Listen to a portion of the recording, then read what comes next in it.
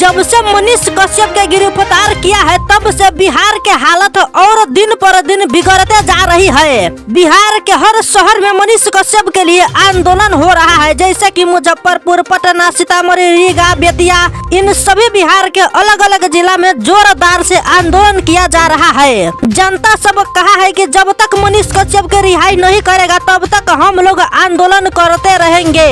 लगता है कि जनता भी अब सोच लिया है मनीष कश्यप के जेल से बाहर निकाल के ही मानेगा। बिहार के जनता और ज्यादा जोरदार से आंदोलन करने के तैयारी में लग चुका है। जब तक मनीष कश्यप के जेल से बाहर नहीं निकालेगा तब तक ये आंदोलन रुकने वाले नहीं है। सभी लोग भड़क चुका है और कहा है कि मनीष कश्यप के अगर जेल से बाहर नहीं निकालेगा तो बिहार में एक चिट्ठी के भी नहीं चलने देंगे और जोरदार से महा आंदोलन की तैयारी हम लोग करेंगे, नहीं तो मनीष कश्यप के जेल से बाहर निकाल दो। जनता ये ऐलान किया है। अब देखिए बिहार का जनता क्या डिसीजन लेता है मनीष कश्यप के ऊपर।